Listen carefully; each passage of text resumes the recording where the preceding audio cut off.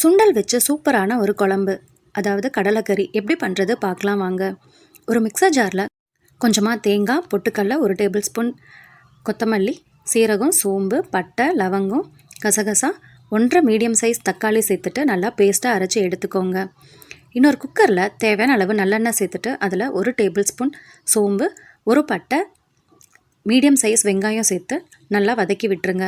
அது கூட 1 table spoon இஞ்சி பூண்டு பேஸ்ட்டு சேர்த்து நல்லா பச்சை வாசனை போகிற வரைக்கும் வதக்கி விட்டுருங்க. நல்லா வதங்கினதும் அதில் நம்ம சுண்டல் சேர்த்துக்கலாம். நான் ஆல்ரெடி 8 மணி நேரம் சுண்டல் ஊற வச்சு வேக வச்சு எடுத்து வச்சுருக்கேன். வேக வச்ச சுண்டல் அது கூட சேர்த்துட்டு 1 டேபிள் ஸ்பூன் கறி மசாலா, தேவையான அளவு உப்பு, கொஞ்சமாக மஞ்சத்தூள், 1 டேபிள் ஸ்பூன் மிளகாய்த்தூள் சேர்த்து நல்லா வதக்கி விட்டுருங்க. நல்லா வதங்கினதும் அதில் அரைச்சி வச்சுருக்க மசாலா பேஸ்ட்டை சேர்த்துட்டு தேவையான அளவு தண்ணி சேர்த்து மூடி போட்டு 3 விசில் விட்டு எடுத்திங்கன்னா சூப்பரான சுண்டல் குழம்பு என்னோட ஸ்டைலில் ரெடி. செஞ்சு பார்த்துட்டு டேஸ்ட் எப்படி வந்துச்சுன்னு கமெண்ட்டில் சொல்லுங்கள். வீடியோ பிடிச்சிருந்தா கண்டிப்பாக லைக் பண்ணுங்கள். சேனலை சப்ஸ்கிரைப் பண்ணிக்கோங்க.